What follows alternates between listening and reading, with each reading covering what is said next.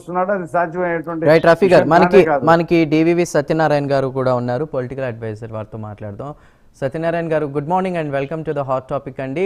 ఇప్పుడు సూపర్ 6తో కూటమి దిశగా కూడా ఉన్నటువంటి టీడీపీ, జనసేన, షణ్ముఖ వ్యూహంతో కూడా ముందుకు వస్తున్న ఈ పథకాలతో కూడా మేనిఫెస్టోకి సంబంధించి, మరి అటు వైసీపీ ఏమో ఏవైతే పాత పథకాలు ఉన్నాయో అవి కంటిన్యూ చేస్తూ కొన్ని రకాల చేంజెస్ అయితే చేశారు. ఇప్పుడు రఫీ గారు మాట్లాడుతున్నట్టు సంపద సృష్టించడంలో, ఉద్యోగ ఉపాధి కల్పించడంలో చంద్రబాబు హైదరాబాద్లో ఏ విధంగా అంటే అప్పుడు ఉమ్మడి రాష్ట్రంగా ఉన్నప్పుడు ఎంత డెవలప్మెంట్ చేశారో, అటు ఏపీకి మారిన తర్వాత ఎంత డెవలప్మెంట్ ప్రజలంతా కూడా చూశారు. కానీ ఇప్పుడు జగన్మోహన్ రెడ్డి ఉన్నప్పుడు రాష్ట్రాన్ని అప్పుల ఉబిగా మార్చేశారంటూ కూడా వారు మాట్లాడుతున్నటువంటి పరిస్థితి.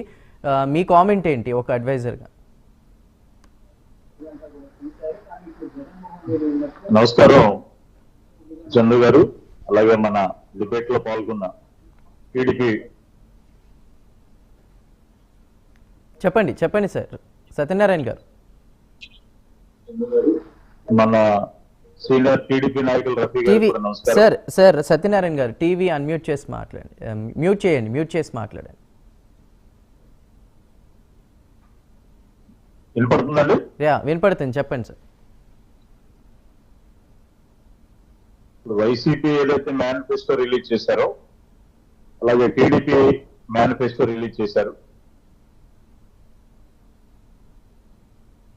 చెప్పండి. రెండింటికి కంపారిజన్ ఏంటి, ఏ మేనిఫెస్టో వల్ల ఆంధ్రప్రదేశ్ రాష్ట్రానికి మంచి జరుగుతుందనేది కదా మన ఈ రోజు డిబేట్. అవును.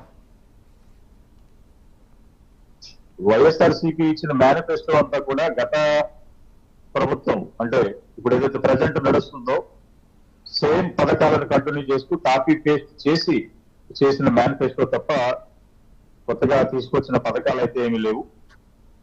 ఉన్న సంక్షేమ పథకాలలో ఒక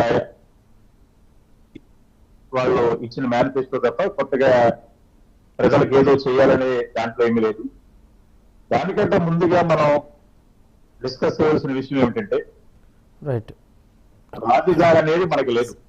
సత్యనారాయణ గారు, సారీ ఫర్ ద ఇంటరప్షన్. అది మీరు హెడ్సెట్ తీసి మాట్లాడగలరా? ఆడియో డిస్టర్బెన్స్ వస్తుంది, వాయిస్ క్లియర్ లేదు.